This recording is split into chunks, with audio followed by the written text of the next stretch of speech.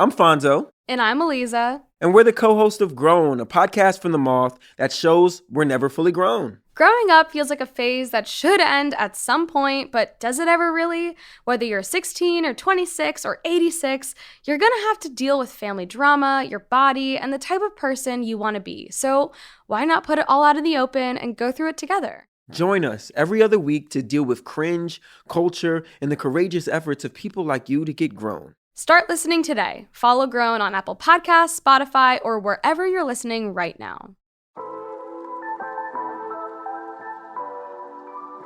At this point in the history of this show, I think you all know that I'm a chronic overachiever. This was never more true than in my last year of college, when the desire to write a senior thesis culminated in hundreds of hours of interviews, research, meetings, and literally a 112-page document. While I wish I could go back in time and tell 2011 Anita to chill out a little bit, I would never take back this experience because it opened me up in the most unexpected and transformative ways. A big part of that was the stories I heard from the people I interviewed, all formerly incarcerated women who had participated in a creative writing and performance workshop while they were serving time in the Raleigh Women's Prison. The other big part, the person who mentored me, a woman who helped me understand just how important it is to approach narratives of incarceration with nuance and really listen to how prison shapes the whole of people's lives, far beyond the crime committed or time served. This is Embodied. I'm Anita Rao.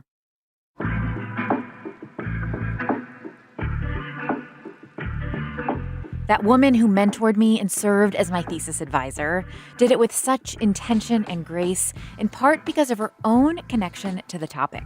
When she was 15 years old, her father was sentenced to 20 years in prison. It was an incredibly traumatic experience to know that the father who absolutely adored me and who I adored was going into a place where I could not follow his day-to-day life anymore. And it was, quite frankly, terrifying. And it stayed terrifying for the entire 20 years that he was inside. That's Ashley Lucas. I met Ashley at UNC Chapel Hill, where at that time she was a professor in the drama department. Today, she works at the University of Michigan, where she's a professor of theater and drama and the director of Latino Studies. We're going to get into her interest in drama a little bit later, but first, more about her childhood. Ashley's father was incarcerated in a Texas prison in 1994. And at that time, the rules were that for the first 30 days you're on the inside, you can't have any contact with your family. No visits, phone calls, or even letters. So the first opportunity Ashley and her mom had to see him was on Christmas Eve. We immediately got on an airplane and went to see him, and the visits were only allowable on weekends. This was in the days before GPS, before people had ready access to figuring out how to get places on their phones. And we had a map that we had gotten from the rental car agency at the airport. And when we finally found the prison, which was in the middle of a cotton patch in South Texas and not easy to find, as soon as we pulled into the parking lot of the prison, they took away our map because maps were considered contraband because they could help somebody with an escape. And we went into the prison completely bewildered and overwhelmed and trying to figure out what was happening to our lives, but also how you enter and navigate the system, this institution. And all of that was incredibly intimidating. And the visiting room was packed. It was full of children, all these other families and small kids, people with 4 or 5 children, babies in their arms, elderly people were spending Christmas in this prison. And when you first begin visits in Texas prisons, you also can't see somebody without a piece of glass between you. You're in a visiting booth in the way that you see in movies. And the way this one was set up, my mother and I had to share one headset on the phone that lets you communicate between the glass. And so we spent that Christmas Eve huddled in the little visiting booth trying to hold the phone receiver between the two of us so that we could actually hear what my father was saying. So there was my father looking very pale and frightened, and his head shaved for the only time I ever saw him with a shaved head in my life, and we couldn't touch him. As your student, I remember how often you emphasized that when talking about incarcerated people to not focus on the crime or what that person did. I'm curious for you, when you were a teenager, how you were processing that, how you were talking about what was going on with your father, with friends and people in your life. I was sort of struck dumb with terror when adults would ask me what my parents did for a living. I think that question is generally designed as a kind of get to know you thing that Yeah. people ask children. When you don't have a good answer to that question, it's a frightening question. Because when you say the truth, my father is in prison, some people really freak out. They stop talking to you. They don't want to have that conversation. They think you might be criminal also. Or a lot of people would pretend that my father was dead. And the truth of the matter was that for his entire life and mine, my father was a very present, very loving, very much desired and missed part of my life. So I wanted to be able to say, yes, I have a father and I love him. And I would love for you to be able to know him too, because he's a beautiful person. And that was not a conversation that most people in my life, particularly adults, were ready to have. So I didn't start telling people that my father was in prison until I got into graduate school many years later and had just hit a breaking point in terms of my own silence.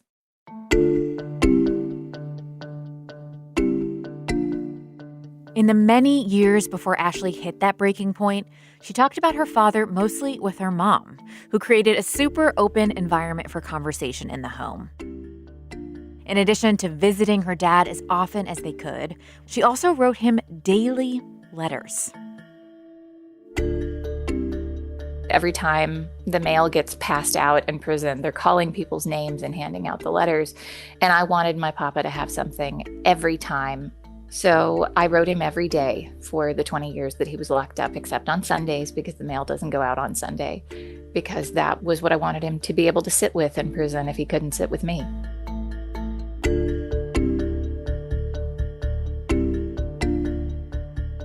Ashley is just one of the more than 5 million people around the country who've spent part of their childhood navigating the challenges of having an incarcerated parent.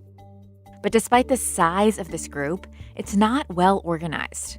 For the first 8 or 9 years Ashley's father was in prison, she only met other kids of incarcerated parents in the prison visitors room. When her father got denied parole for the 3rd time, Ashley was in graduate school, and her pent-up frustration mixed with her scholarly mind concocted an idea.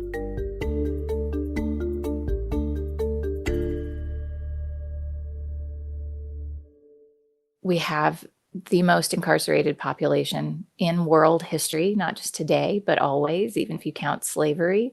We are locking up more people per capita in the United States right now than anybody ever has. And I couldn't make sense of that. And I also couldn't make sense of the fact that if we are locking up over 2 million people, surely somebody else I knew was having this experience. And if that was the case, why wasn't anybody talking about what had happened to them? Why didn't anyone want to know what had happened to me?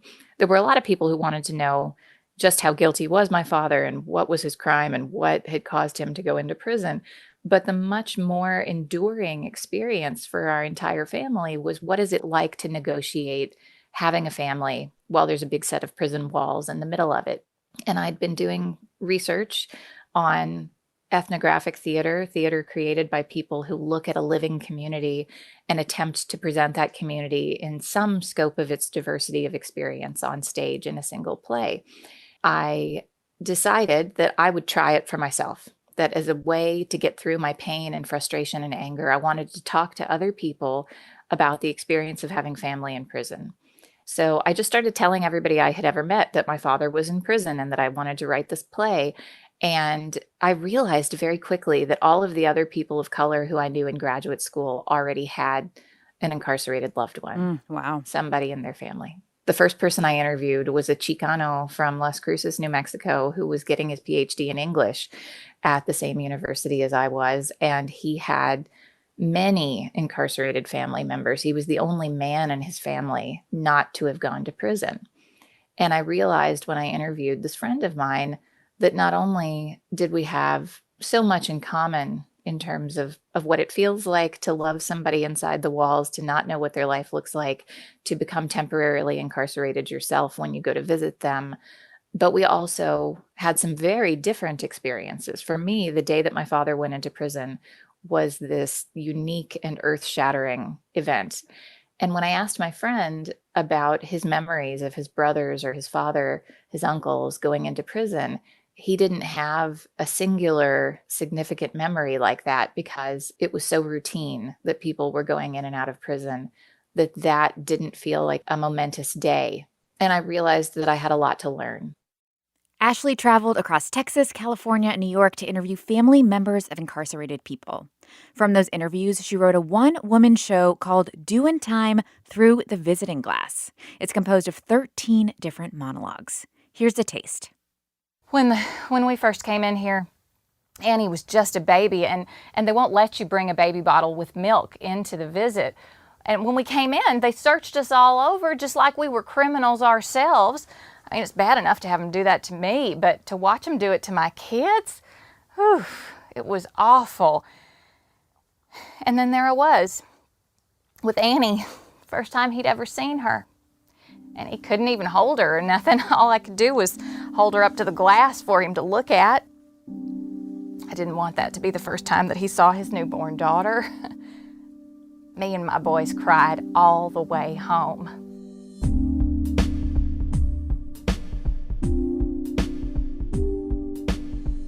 When Ashley first wrote this show, she assumed she'd perform it at grad school and then maybe once for her mom.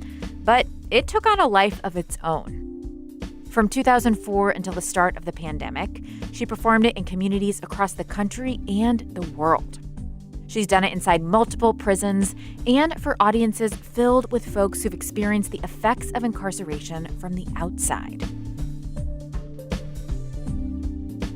In performing the show, I always hold a discussion with the audience after the performance to let them talk about their own lives, to ask me any questions they have, and most of all, to give us a place where we can have the community that I was seeking. Because in watching the play, people felt much more liberated to talk about their own experiences without having to divulge things they didn't want to divulge. So they didn't have to say, this is exactly what X, Y, and Z looked like in my family when it happened to us. But they could point at one of my characters and say, when you were that person, when that character said that thing, that really resonated with my life experience. And they could talk about what it felt like without having to expose themselves to greater scrutiny in public. I got the chance to see Ashley perform the show toward the end of my senior year in college, and I so vividly remember the feeling in the room when the show was over. Everyone was talking to everyone, and the silence had certainly been broken. Ashley continued to pursue her passion for bridging incarceration and the arts as the director of the Prison Creative Arts Project at the University of Michigan. A year after she started that job in 2013, her father was released from prison. I had spent literally 20 years imagining what life would be like when he came home. And my mother and I had a very specific picture of what we thought it would look like in our lives and the things we thought my father would want to do and see and experience and eat and all of that stuff. And his vision of what that would be like had been completely different. He'd been imagining in a different isolation, not part of our conversation about what he thought he wanted. And that's not to say we didn't want some of the same things, but when we started talking about the past, we realized that even our memories of the time we had together prior to those 20 years of incarceration were different because we remember things by the way we retell those stories and experience them. So there were things that were very important to me that he didn't remember at all, and vice versa. And there was a great desire in him for the world to be the way it had been before he went in. And the world changes a lot in 20 years. And that was very painful to watch him realize what had changed, how much was unfamiliar, how little he felt in control. Because I think a lot of people in prison, and I think this would be true for me if I had been incarcerated, I would imagine that I would feel very powerful and very much in control of my life when I was not under the thumb of the prison authorities inside a facility anymore. And the truth is that the world out here is not a friendly place for formerly incarcerated people. We slam doors in their faces all the time. They feel out of touch with the culture and the way conversations are had, how you socialize. Everything about daily life out here feels strange and intimidating when you've done a few decades in prison. Even when you've done just a year, it's very disorienting to come back out. So to watch him in that pain and confusion was very difficult. But then again, all the little stuff is miraculous when you come home from prison. So we've always been a very touchy-feely, loving family. And if I just passed by the chair that he was sitting in and patted on his shoulder, he would grab my hand with both hands and say, "That's my baby. That's my precious baby. I love you so much," and press his face into my hand.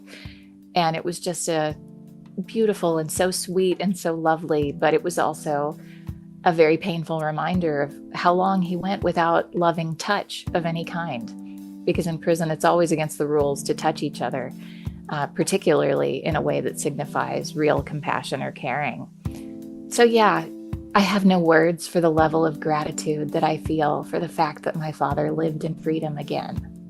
But it wasn't easy either.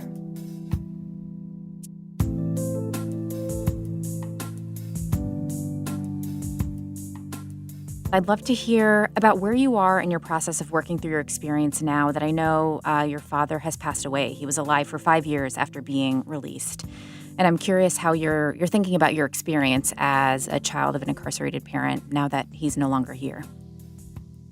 It's very strange, to tell you the truth. There is a big part of me emotionally that still feels like he's in prison, that I could get in a car and drive to the middle of nowhere, West Texas, and find him, because the greater period of my life was spent not being able to have contact with him on a regular basis anyway.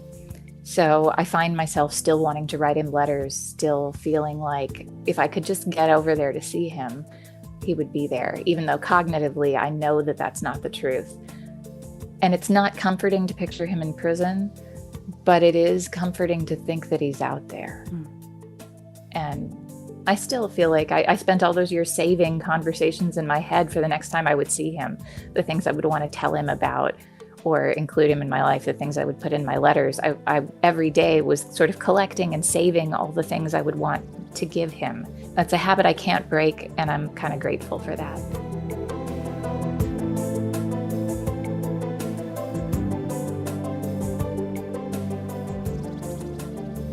At the end of that conversation with Ashley, I had one of those moments where words don't really suffice. My interview self and my college self and my human self were all folding into one another. And all I really wanted to do was transport myself to Michigan and give Ashley a huge hug. But as the professional that I am, I kept on. One of the threads I see through so much of Ashley's work is a desire to create more opportunities for connection between incarcerated people and their families, and ask new questions about the systems that keep them separated. Someone else who shares these desires, Sylvia A. Harvey. So I learned that it's critical for people to be able to see and trust me in a way that goes beyond just being a reporter and a journalist and a researcher, which are all relevant. It's like this person actually lived this, right? So just really taking that and saying, how do I look at what happened to me and see how it's impacting, the 2 million families that are dealing with mass incarceration. Sylvia, who goes by Sa, is a journalist, public speaker, and author of The Shadow System, Mass Incarceration and the American Family. The questions she explores in that book stem from her own experience. Within the span of about a year, her mom died of an asthma attack, and her father was sentenced to 16 years to life in prison. This all happened before she was 6 years old. My dad told me that when the doctor told me that my mother passed, I literally, as a 5-year-old or 4-year-old at the time, slapped the doctor. I was like, what? So you're already thinking about, like, this can't be right. This doesn't make sense. Like, I can't comprehend this. So that was the biggest thing, I think, as a young person, right? just not understanding what was happening. And then going into the actual facility to see my father and being told that I had to remove the braids that I had just gotten done specially for him, right? It was something that was particularly designed to show my father how pretty I was. And you go into this prison and they say, well, you can't wear that hairstyle inside here. But you're a kid, so you don't understand that. And I had to remove my braids. And I'm just the whole time questioning, why am I required to do this? The rationale for asking her to remove her braids, something she soon learned, to check to make sure she wasn't trying to smuggle in any drugs into the prison. Sylvia's father started serving his sentence in the mid-'80s, and at that time, it was actually easier for her and her siblings to spend time with their father than it is for many kids with incarcerated parents today. That's because in addition to these one-off visits, they also got to have some long weekends together. That's thanks to the Extended Family Visitation Program. Most of those kind of programs have now been wiped away and exist in just 4 states in the country. So Mississippi they launched these family visits in 1974, right? And it was this idea that there's no way for families to exist and build when they have a loved one incarcerated without these visits, right? But then there was this idea that we can't allow this because, particularly in Mississippi, on top of what they said were issues with budget, there was no funding for the program, which was not an expensive program.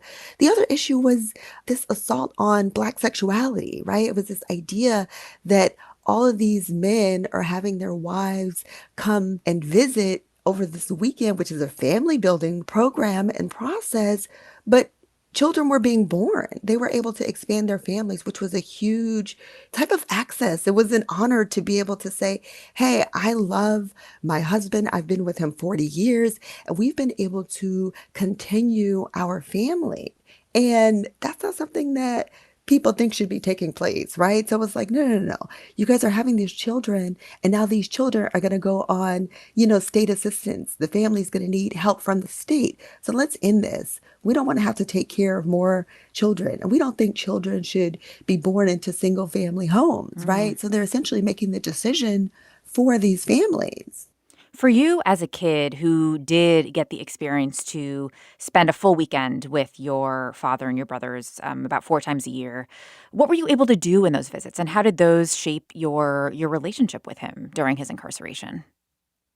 He is literally my best friend, right? Like, I can say that I know how to love fully and honestly and with my entire being because of my father, right? So despite the incarceration, right? And I think those visits obviously allowed me to, sit in his presence. It allowed me to make breakfast with him. We had this huge tradition of making breakfast. So I don't know whether he's making the pancakes and my brother's whisking eggs. We're all sort of partaking in this experience that we wouldn't have if we didn't have these visits, right? And there was no one sitting in the room watching us, making sure that we weren't touching. I remember, my eldest brother passed, and I was visiting my father, and I could just see his eyes welling up at, the feeling of losing your eldest child. And the visiting restrictions saying I can't touch him at that moment because they are fearful that I could be passing him drugs. And wow. I just put my hand on his anyway, even if that meant being kicked out. So there were so many limitations in regular visiting that when you actually got those family visits and you were in that little apartment and you could watch TV and you could laugh and joke and, sit under the sun, it was like you were home. It was like just for a few days, he wasn't in prison. So they were crucial.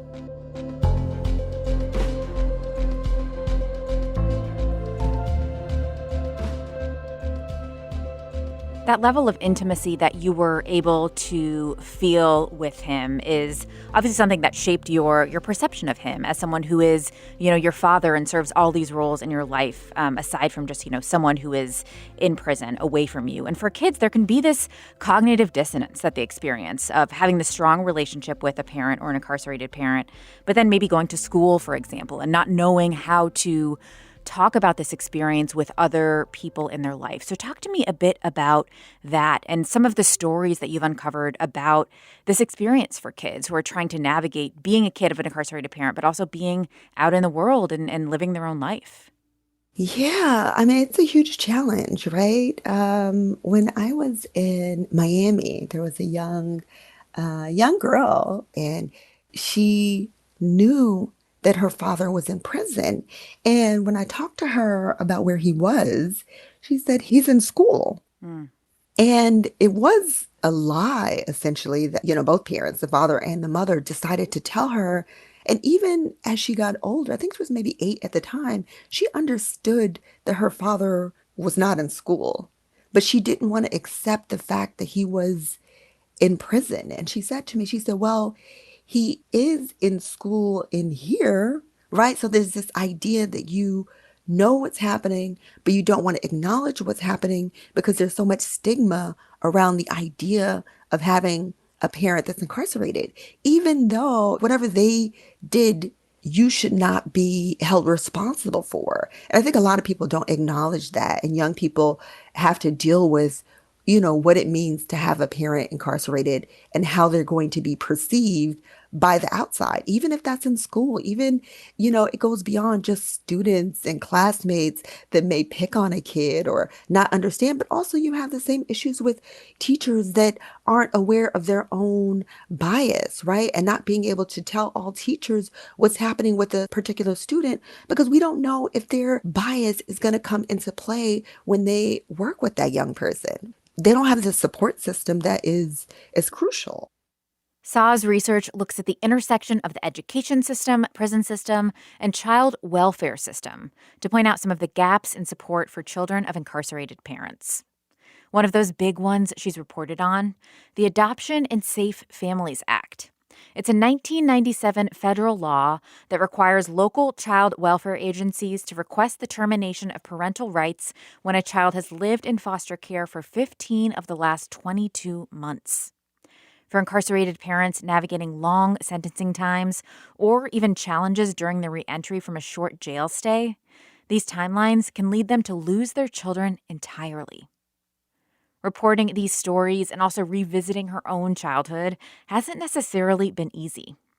But one thing that's made the process a little sweeter, SAW has been able to share some of her work with her dad. He was released from prison in 2012 and even got to be an unofficial advisor for her book, talking through both the big themes and their own family's story. It's funny. I laugh about this because I was speaking to my father yesterday, and he said that I've completely blacked out huge chunks of my life and our sort of experience together during his incarceration. There are things that I just don't remember. And he'll say, you don't remember when you were 16 and you wrote me an angry letter saying that you didn't have a car like other kids had. You didn't have all of these things. You were so furious with me. And I was like, really? Because I'm like, how do I not remember all the bad stuff, right? And he's just like, you had a tough life. I think one of the big things that he got me to think about when I was writing about the young girl in my book, I was like, I'm having such a hard time writing this chapter about her. And it was a chapter where I was talking about her not understanding that her father had life without the possibility of parole. Like he's, according to current law, never coming home. And this little girl didn't understand that. And she thought at some point they were going to be able to have ice cream. At some point she was going to teach him all these new dance moves. And he's never coming home. And I was like, why am I having such a hard time with this chapter? And he said, because you can see yourself in that little girl. And I'm like, huh. Like, yeah. So there's all this stuff that can be laying dormant that you just don't know is there until someone comes and says, hey, because that's who you were, because that's what you experienced, because those are the same questions you asked me. I always said, when are you coming home? He would always say, as soon as I can, baby, as soon as I can. So yeah, I think he got me to see myself when I needed to in certain chapters. And he encouraged me to just keep doing the work.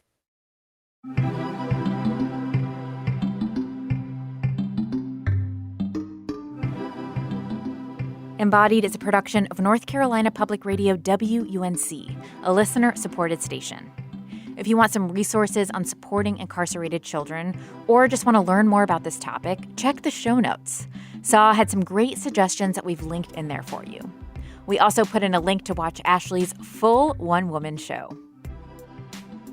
This episode is produced by Kaya Finlay and edited by Amanda Magnus. Audrey Smith also produces for our show. Madison Spire is our intern, and Jenny Lawson is our sound engineer. Quilla wrote our theme music. We would love for you to take 1 minute and support our podcast. Post about this episode or one that you've loved on your Instagram account and tag us. Or if you're not big on social media, text this episode to a friend who you think would like it. Thank you so much for your support. Until next time, I'm Anita Rao, taking on the taboo with you.